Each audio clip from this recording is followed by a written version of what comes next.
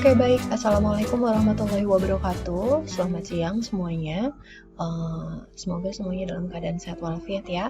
Hari ini kita akan ngebahas terkait dengan communication process. Nah, kalau minggu lalu kita udah ngomongin tentang basic principles dari komunikasi, hari ini kita ngomongin tentang proses komunikasi sedikit lebih jauh. Nah, apa aja sih yang akan kita bahas? Namun sebelumnya saya pengen masuk kepada bagaimana komunikasi di dalam sebuah organisasi. Tidak dipungkiri bahwa kita sehari-hari berada dalam sebuah organisasi, entah itu keluarga, sekolah, kuliah, atau mungkin organisasi-organisasi formal maupun non-formal lainnya. Nah, dalam sebuah organisasi pasti terjadi proses komunikasi ya. Nah, kira-kira apa aja sih yang ada di dalamnya gitu ya. Nah, saya mau ngingetin juga bahwa kenapa sih komunikasi itu penting. Teman-teman mungkin pernah ngelihat ini ya, communications do matter. Artinya komunikasi ini merupakan hubungan antar manusia yang menjadi kunci dari karir dan kepribadian seseorang. Karena komunikasi itu bisa menentukan nanti jalan karir kita akan seperti apa. Nah, tidak hanya buat kita, tapi komunikasi itu juga sangat penting untuk perusahaan atau organisasi. Kira-kira kenapa? Ada beberapa alasan yang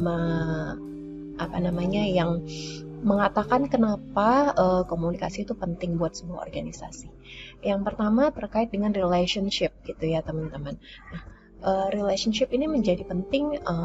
Kenapa? Karena apapun dalam sebuah organisasi pasti akan berhubungan entah itu kepada sebuah personal ataupun organisasi. Nah, anggaplah ini relationship kepada partner atau klien. Nah, ketika relationship ini berjalan baik akibat dari komunikasi, tentu akan berdampak kepada yang namanya financial, productivity, dan sebagainya. Kemudian yang kedua adalah productivity. Nah, ketika komunikasi baik, relationship menjadi baik, dan ujung-ujungnya akan berpengaruh kepada produktivitas perusahaan. In case misalnya di dalam sebuah internal organisasi ya, antara divisi yang satu dengan divisi yang lainnya, misalnya itu berbeda tipe komunikasinya. Katakanlah divisi legal dengan divisi marketing, cara berkomunikasi mereka juga akan berbeda. Nah, ketika ini bermasalah, tentu akan juga bermasalah dalam proses bisnis. Namun sebaliknya, jika ini benar, baik, produktivitas tentu akan bisa menghasilkan hal yang lebih baik pula.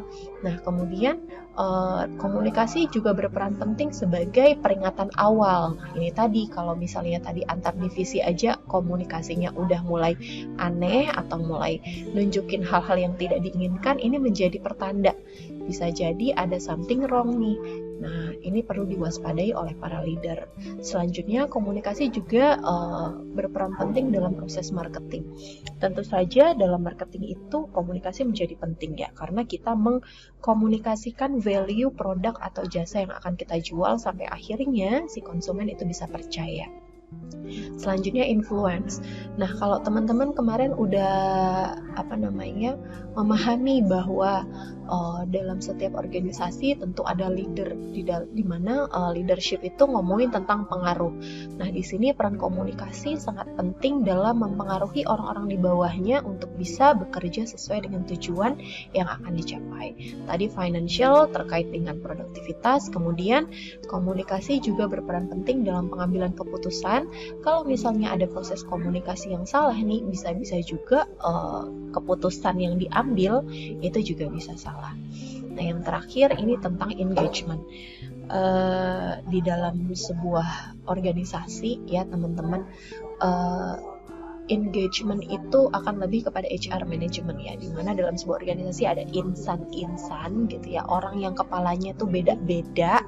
Nah, bagaimana nih seorang leader bisa mengengagekan karyawannya, memadu-madankan karyawannya itu sehingga perbedaan-perbedaan yang ada itu malah semakin mempererat. Nah, di sini adalah peran komunikasi juga. Nah, selanjutnya di dalam sebuah organisasi gitu ya, kita katakanlah ini dalam sebuah perusahaan akan ada namanya komunikasi organisasi yang bersifat formal. Di sini kita lihat ada segitiga gitu ya, atau klasifikasi tingkatan manajer, mulai dari non managerial employees, ini staff biasa, kemudian di atasnya ada first line managers, middle managers, dan top managers. Nah, ke semua tingkatan ini tentu harus memiliki skill komunikasi, namun mungkin berbeda levelnya dan perannya. Kalau kita balik kepada mata kuliah pengantar manajemen, di tiap tingkatan manajer ini skill yang dominan itu akan berbeda. Misalnya di first line manager, karena dia akan berhadapan dengan staff teknis, staff non manajerial, dia akan lebih mengedepankan yang namanya kemampuan teknis atau technical skill, tapi tidak merujuk pada kemampuan komunikasi yang nggak baik, tidak. Tapi kemampuan komunikasi di sini dia harus juga bisa menguasai yang namanya keterampilan teknis. Kemudian di atas ini middle managers. Nah, yang menjadi dominansi skill dari middle managers adalah komunikasi, keterampilan komunikasi atau communication skills. Karena apa? Dia akan menjembatani antara si staff first line manager dengan top manager. Dia harus bisa menjembatani komunikasi tersebut. Karena apa? Bahasa yang digunakan oleh top managers mungkin tidak akan sepenuhnya dimengerti oleh first line managers. Nah, begitu pula sebaliknya. Nah, jadi makanya ini ada panah nih ya. Ada panah ini, middle manager ini memegang peranan komunikasi yang cukup penting di dalam sebuah organisasi. Dan kalau ngomongin top managers, dominansi skill yang harus dia punya itu adalah conceptual skill. Nah, di sini dia akan berperan secara konsep, merumuskan strategi. Nah, dalam sebuah organisasi ada namanya komunikasi top to down, artinya dari atas ke bawah. Nah, komunikasi itu biasanya dari top manager sampai kepada bawahannya ya, di non-managerial employees. Diterjemahkan dengan cara komunikasi yang berbeda-beda. Nah, ada juga komunikasi bottom up, dari bawah ke atas. Nah, ini adalah komunikasi yang berlangsung di dalam sebuah organisasi. Dan middle manager ini horizontal ya, horizontal, tapi dia juga sebagai penghubung. Nah, ini adalah contoh aliran komunikasi dalam sebuah organisasi. Kalau yang ungu itu downward communication, tadi saya bilang tadi top down ya. Kalau misalnya yang upward atau bottom up ini dari bawah ke atas, sedangkan yang horizontal communication biasanya antar unit. Seperti itu. Nah, tidak hanya komunikasi dalam lingkup formal ya, di sini kita juga punya komunikasi di sebuah organisasi yang sifatnya informal. Ya, mungkin teman-teman sering dengar yang namanya rumors ya. Rumors itu pasti ada di dalam setiap organisasi dan tergantung dari kita nih bagaimana menyikapinya gitu ya. Ada yang memang perlu disikapi, ada yang memang tidak. Nah, di sini kita harus pintar-pintar memilih gitu. Tetapkan bahwa profesionalitas itu adalah yang utama. Nah, setelah kita ngomongin tentang komunikasi di dalam sebuah organisasi, kita akan ngomongin yang namanya proses komunikasi. Sebenarnya mungkin kita sudah melakukan ini sehari-hari ya teman-teman, tapi kita mau coba bedah nih, kira-kira dalam setiap proses komunikasi itu kan kalau dibilang gampang ya gampang, tapi dibilang sulit ya tentu sulit gitu. Kenapa sih? Karena dalam setiap proses kita berkomunikasi itu pasti ada hambatan di dalamnya. Saya coba meringkas apa yang disampaikan buku Business Communication Today gitu yang menjadi referensi dari materi ini menjadi bagan seperti ini teman-teman. Jadi dalam proses komunikasi itu ada beberapa langkah, mulai dari sender gitu ya, memiliki ide untuk bisa dikomunikasikan gitu ya. Kemudian si sender ini mengencode the message gitu ya, mencoba meramu ide tersebut dalam sebuah pesan gitu ya. Yang selanjutnya dia produksi pesan tersebut, dia tulis pesan tersebut misal di dalam sebuah email gitu kan. Nah, dia udah ketik nih gitu kan. Nah, kemudian ketika ini diketik, kemudian pesan tersebut akan dikirimkan melalui sebuah channel. Channel ini bisa bermacam-macam. Misalnya kita menggunakan email, WhatsApp, dan sebagainya teman-teman. Setelah pesan ini terkirim gitu ya, si audience atau receiver gitu ya akan menerima pesan tersebut. Kemudian si audience itu akan mendecode. Tadi kan dia sudah mengencode, dia akan mempersepsikan bagaimana apa sih maksud dari pesan itu. Dan setelah dia mempersepsikan, oh maksudnya seperti ini, dia akan merespon. Nah, setelah dia merespon, dia akan memberikan feedback kepada sender. Namun dalam kenyataannya, dalam setiap langkah proses komunikasi ini biasanya akan muncul potential problem gitu ya, dan kita mencoba untuk mencari solusinya. Nah, tugas teman-teman di sini gitu ya, coba temukan ya, kalian bisa lihat di buku panduan kita bahwa apa aja sih potential problems yang mungkin terjadi dalam setiap step-step proses komunikasi ini dan solusinya seperti apa. Nanti tolong dibuat dalam satu slide per kelompok ya, satu slide aja per kelompok. Oke, kita boleh lanjutkan, nanti kita akan bahas. Kemudian kita masuk kepada listening process. Tadi kalau kita ngomongin komunikasi itu kan dari antara sender dengan receiver. Nah, kita sekarang beralih ke sisi listener ya, yang mendengarkan. Kita mendengarkan. Sebelum itu kita mau nonton video ini terlebih dahulu. Menurut saya video ini sangat menarik untuk dilihat, dan saya harap teman-teman juga bisa nge-share. Kita lihat dulu ya. We retain just 25% of what we hear. Now, not you, not this talk, but that is generally true. Let's define listening as making meaning from sound. It's a mental process, and it's a process of extraction. We use some pretty cool techniques to do this. One of them is pattern recognition. So we are losing our listening. We spend roughly 60% of our communication time listening, but we're not very good at it. We retain just 25% of what we hear. Now, not you, not this talk, but that is generally true. Let's define listening as making meaning from sound. It's a mental process, and it's a process of extraction. We use some pretty cool techniques to do this. One of them is pattern recognition. So in a cocktail party like this, if I say, David, Sarah, pay attention, some of you just sat up. We recognize patterns to distinguish noise from signal, and especially our name. Differencing is another technique we use. If I left this pink noise on for more than a couple of minutes, you would literally cease to hear it. We listen to differences, we discount sounds that remain the same. And then there is a whole range of filters. These filters take us from all sound down to what we pay attention to. Most people are entirely unconscious of these filters, but they actually create our reality in a way because they tell us what we're paying attention to right now. I'll give you one example of that. Intention is very important in sound, in listening. When I married my wife, I promised her that I would listen to her every day as if for the first time. Now that's something I fall short of on a daily basis. But it's a great intention to have in a relationship. But that's not all. Sound places us in space and in time. If you close your eyes right now in this room, you're aware of the size of the room from the reverberation and the bouncing of the sound off the surfaces. And you're aware of how many people are around you because of the micro noises you're receiving. And sound places us in time as well, because sound always has time embedded in it. In fact, I would suggest that our listening is the main way that we experience the flow of time from past to future.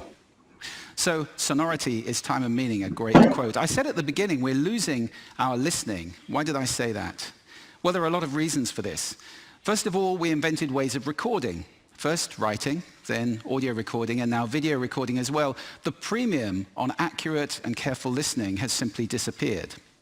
Secondly, the world is now so noisy. With this cacophony going on visually and auditorily, it's just hard to listen. It's tiring to listen.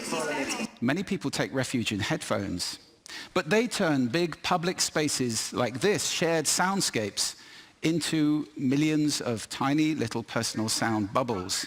In this scenario, nobody's listening to anybody. We're becoming impatient. We don't want oratory anymore, we want sound bites. And the art of conversation is being replaced, dangerously, I think, by personal broadcasting. I don't know how much listening there is in this conversation, which is sadly very common, especially in the UK. We're becoming desensitized. Our media have to scream at us with these kind of headlines in order to get our attention. And that means it's harder for us to pay attention to the quiet, the subtle, the understated. This is a serious problem that we're losing our listening. This is not trivial. Because listening is our access to understanding. Conscious listening always creates understanding. And only without conscious listening can these things happen. A world where we don't listen to each other at all is a very scary place indeed. So I'd like to share with you 5 simple exercises, tools you can take away with you to improve your own conscious listening. Would you like that? Good. The first one is silence. Just 3 minutes a day of silence is a wonderful exercise to reset your ears and to recalibrate so that you can hear the quiet again. If you can't get absolute silence, go for quiet. That's absolutely fine. Second, I call this the mixer. So even if you're in a noisy environment like this, and we all spend a lot of time in places like this, listen in the coffee bar to how many channels of sound can I hear? How many individual channels in that mix am I listening to? You can do it in a beautiful place as well, like a lake. How many birds am I hearing? Where are they? Where are those ripples? It's a great exercise for improving the quality of your listening. Third, this exercise I call savoring, and this is a beautiful exercise. It's about enjoying mundane sounds. This, for example, is my tumble dryer. It's a waltz. 1, 2, 3, 1, 2, 3, 1, 2, 3. I love it. Or just try this one on for size.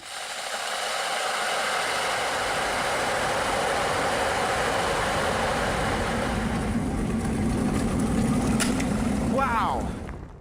So mundane sounds can be really interesting if you pay attention. I call that the hidden choir. It's around us all the time. The next exercise is probably the most important of all of these. If you just take one thing away, this is listening positions. The idea that you can move your listening position to what's appropriate to what you're listening to. This is playing with those filters. You remember I gave you those filters at the beginning? It's starting to play with them as levers, to get conscious about them and to move to different places. These are just some of the listening positions or scales of listening positions that you can use. There are many. Have fun with that. It's very exciting. And finally, an acronym. You can use this in listening, in communication. If you're in any one of those roles, and I think that probably is everybody who's listening to this talk. The acronym is RASA, which is the Sanskrit word for juice or essence. And rasa stands for receive, which means pay attention to the person, appreciate, making little noises like, oh, okay. Summarize, the word so is very important in communication, and ask questions afterwards. Now, sound is my passion, it's my life. I wrote a whole book about it, so I live to listen. That's too much to ask for most people. But I believe that every human being needs to listen consciously in order to live fully. Connected in space and in time to the physical world around us, connected in understanding to each other, not to mention spiritually connected, because every spiritual path I know of has listening and contemplation at its heart. That's why we need to teach listening in our schools as a skill. Why is it not taught? It's crazy. And if we can teach listening in our schools, we can take our listening off that slippery slope to that dangerous, scary world that I talked about and move it to a place where everybody is consciously listening all the time, or at least capable of doing it. Now, I don't know how to do that, but this is TED. And I think the TED community is capable of anything. So I invite you to connect with me, connect with each other, take this mission out, and let's get listening taught in schools and transform the world in one generation to a conscious listening world, a world of connection, a world of understanding, and a world of peace. Thank you for listening to me today. Oke, baik. Teman-teman mungkin udah nyaksiin ya tadi video barusan dari Julian Treasure. Mungkin jadi kita kayak berkaca lagi sama diri kita sendiri ya, bagaimana kemampuan mendengarkan kita dengan segala keributan yang ada, suara-suara yang ada itu memang menurun dengan teknologi ya, tapi kita bisa asah itu supaya apa? Tadi ada beberapa kejadian yang kita bisa minimalisir dengan cara kita untuk mendengarkan, karena kalau nggak ada listening, nggak ada yang namanya memahami. Seperti itu ya teman-teman. Oke, next. Nah, kenapa sih kita harus gitu ya meningkatkan bagaimana kemampuan mendengarkan kita, listening skills. Ini saya ambil dari buku gitu ya, bagaimana listening skills ini membuat peran dalam kehidupan kita, terutama misalnya menguatkan yang namanya sebuah hubungan. Tadi komunikasi kan penting dalam sebuah hubungan. Nah, dengan adanya listening ini akan menguatkan. Kemudian expedite product delivery, ya, deliverynya akan semakin bagus, highlight opportunities gitu ya. Ini akan menjadi peluang yang cukup bagus, dan support workplace diversity. Apalagi dengan kita saat ini dengan dunia yang cukup beragam gitu ya, kalau misalnya kita tidak saling memahami, saling mendengarkan, itu menjadi bisa ricuh. Kemudian build foundation for trust. Nah, dari listening ini kita mulai membangun fondasi untuk sebuah yang namanya kepercayaan, dan tentu saja dari listening ini pada akhirnya akan meningkatkan performance gitu ya, kinerja. Nah, jenis-jenis dari active listening ya teman-teman, tadi kan di video tadi ada ya, kita tinggal memilih sebenarnya kita mau active listening atau passive listening. Nah, kalau dari active listening ini ada 3 jenisnya. Yang pertama ada content listening gitu ya. Nah, dari namanya aja kita udah bisa tahu bahwa content listening ini memang fokus pada kontennya, tapi kita tidak mengevaluasi atau menjudge. Yang kedua adalah critical listening. Di sini kita mendengarkan gitu ya dengan pemikiran kritis. Artinya kita mengevaluasi, menilai, mengutarakan pendapat terhadap konten yang sudah disajikan oleh si sender tadi gitu ya. Kemudian ada empathic listening. Kita mendengarkan akan lebih berfokus kepada feeling, perasaan, empathy, kemudian needs and wants-nya dia ingin seperti apa. Karena pada dasarnya kita manusia, kita butuh untuk yang namanya didengarkan. Nah, ini ada 5 tahap dari listening process gitu ya. Mulai dari tahap pertama, kita menerima, kita mendengar secara fisik pesan tersebut gitu ya. Kemudian kita mendekod, artinya kita mencoba untuk merangkai arti maksud dari pesan yang kita dengar tadi menjadi sesuai dengan nilai-nilai yang kita fahami. Kemudian kita mengingat gitu ya, menyimpannya untuk kemudian kita proses menjadi lebih lanjut. Dan nomor 4 ini evaluating gitu ya. Kita mengevaluasi tadi dengan mengapply critical thinking untuk bisa membedakan antara yang fakta dengan opini. Nah, di sini critical thinking kita berperan penting, dan pada akhirnya kita akan bereaksi atas listening yang sudah dilakukan tadi. Nah, dalam proses mendengarkan terdapat beberapa hambatan layaknya dalam proses sebuah komunikasi. Mulai dari yang namanya physical elements gitu ya. Ini elemen fisik tentunya ya teman-teman. Keterbatasan fisik bisa menjadi hambatan kita untuk mendengarkan. Kemudian ada yang namanya selective listening. Nah, kalau di video itu kan kita bisa memilih tuas mana yang mau kita gerakkan, active listening atau passive listening gitu ya, yang open listening atau selective. Ketika kita sudah memilih untuk menggunakan selective listening, kita akan mencoba memilih mana yang mau kita dengarkan. Nah, ini adalah hambatan untuk mendengarkan. Kemudian ada short attention span, rentang perhatian yang cukup kecil gitu ya teman-teman. Jadi perhatian kita ini karena dengan banyaknya gangguan-gangguan yang ada itu bisa menjadi kecil. Nah, itu tadi ada cara-cara yang disampaikan oleh Julian Treasure untuk meningkatkan bagaimana kemampuan listening kita menaruh perhatian yang lebih besar. Nah, yang selanjutnya ada prejudgment dan defensiveness. Kalau kita ketika mendengarkan seseorang gitu ya, atau mendengarkan sumber suara sudah prejudgment, melakukan judgment di awal atau sudah defensif duluan, tentu konten message yang akan dia sampaikan tidak akan sampai nih. Sama halnya kalau misalnya ini ketika saya mengajar gitu ya, saya memberi kuliah, ada dari kalian yang sudah selective listening gitu atau defensif, sama ibu tuh males banget. Nah, itu tuh udah bagian dari yang namanya barrier dari proses mendengarkan. Kemudian little common ground, adanya sedikit kesamaan di antara sender dengan receiver. Artinya ketika kita berkomunikasi, atau mungkin contoh kecilnya kayak misalnya kalian pasti akan sering berkomunikasi, membuat tim, berkomunikasi lebih sering dengan circle kalian yang pada dasarnya memiliki kesamaan yang sama. Entah itu mungkin hobi, cara berbicara, pandangan terhadap sesuatu. Nah, ketika memang ada kesamaan, kita pasti jatuhnya kayak lebih nyambung gitu. Tapi ketika sedikit kesamaan, ini akan menghambat dari proses yang namanya listening. Nah, kemudian ada memory barriers, ini mungkin hambatan terkait dengan ingatan ya teman-teman. Nah, bagaimana sih untuk mengatasi hambatan-hambatan tersebut sehingga akan tercipta proses mendengarkan yang secara efektif? Kemudian kita coba minimize dari yang namanya physical reception. Tadi mungkin kalau kita lagi lapar, lagi haus, lagi marah, jangan coba untuk mendengarkan, karena itu pasti akan menghambat kita menerima pesan, gitu ya, menghambat kita untuk mendengarkan. Kemudian yang selanjutnya kita harus fokus kepada speaker gitu ya, pay attention to them gitu ya, dan coba mengerti, menganalisis, memahami apa yang kamu dengarkan disesuaikan dengan nilai-nilai tadi. Kemudian jangan selektif tapi be open minded.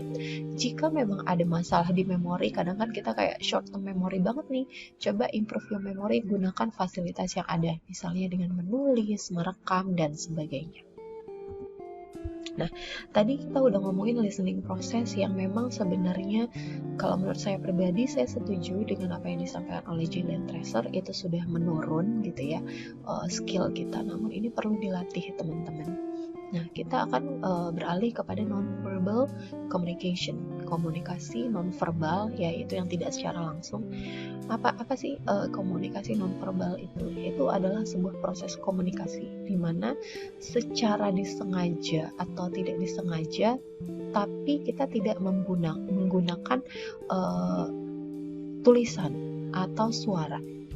Nah, kadang-kadang non-verbal communication ini tuh bisa melengkapi atau mungkin menggantikan verbal message gitu ya, atau mungkin kata-kata tersebut. Misalnya kalau kalian presentasi, kalian gunakan tangan untuk menyapa, atau mungkin anggukan sebagai kata ya gitu, gelengan sebagai tidak. Nah, ini adalah contoh kecil dari yang namanya non-verbal communication. Even kedipan mata, lirikan mata itu juga mengandung makna. Nah, kita perlu tahu apa-apa aja sih yang termasuk dalam non-verbal communication. Tentu dari facial expression, jadi di sini harus sudah mulai hati-hati. Kadang mata, bibir, bagaimana kita tertarik atau tidak terhadap seseorang, terhadap sesuatu, itu bisa kelihatan langsung dari raut wajah. Kemudian ada gesture dan postur. Nah, dari cara kita berdiri, mengayunkan tangan, itu akan mencerminkan bagaimana proses komunikasinya kita. Ada yang ketika presentasi tangannya di depan aja, ada yang dia melipat siku di dada, itu kan kadang mencerminkan bahwa dia anggap remeh. Nah, itu harus perlu diperhatikan dan dilatih. Kemudian ada yang namanya vocal karakteristik. Ketika kita berbicara gitu ya, ada mungkin vokal yang penekanan pada kata-kata tertentu itu mengandung makna tertentu, seperti itu. Kemudian personal appearance itu juga menjadi non-verbal komunikasi gitu ya, bagaimana look-nya kita di depan orang-orang. Kemudian touching behavior, ini cukup perlu diperhatikan ketika dalam komunikasi formal maupun informal,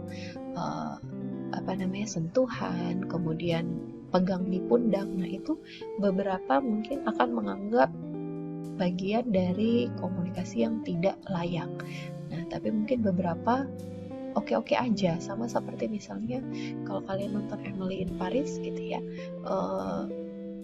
orang-orang di Prancis itu akan mengungkapkan hi-nya dia itu melalui cipika dan cipiki. Namun itu akan berbeda ketika kita di Timur. Nah, use of time and space. Nah, kadang-kadang non-verbal communication itu diartikan seperti ini.